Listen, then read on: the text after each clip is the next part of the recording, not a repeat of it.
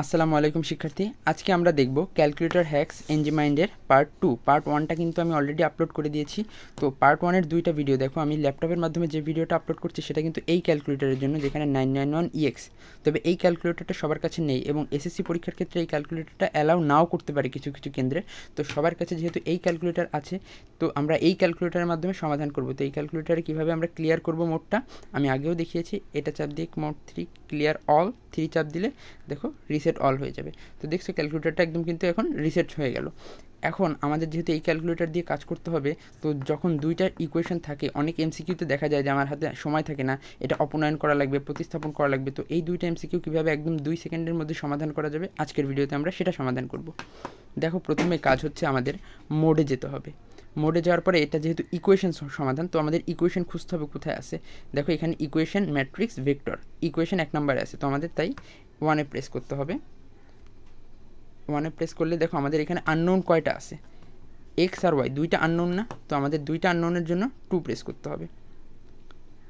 এইখানে দেখো এখন চাইছে A1 B1 C1, এগুলো কি কি, এটা কোথায় পাবো। দেখো 1 নম্বর সমীকরণের জন্য এইটা A1, এটা B1, এটা C1। এখানে যদি মাইনাস থাকতো তাহলে আমরা সম্পূর্ণটাকে ধরেই কিন্তু B1 নিতাম।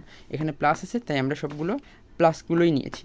আর মূল কথা, ইম্পর্টেন্ট কথা কি, ধ্রুব সংখ্যা কিন্তু সবসময় ডান পাশের এই পাশে থাকবে আর সেই হিসাবে নিতে হবে। এটা কিন্তু এই পাশে থাকলে হবে না, যদি এই পাশে থাকেও তাও আমাদের ডান পাশে নিয়ে তারপরে ক্যালকুলেটারে বসাতে হবে সবগুলো।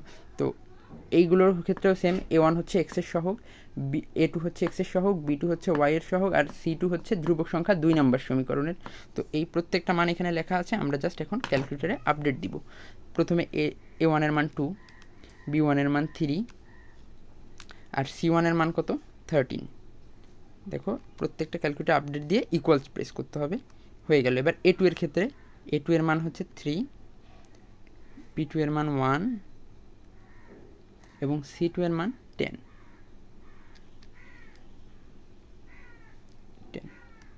এক্স এর মান চলে আসছে, আর একটা প্রেস করলে এবার ওয়াইয়ের মান চলে আসবে।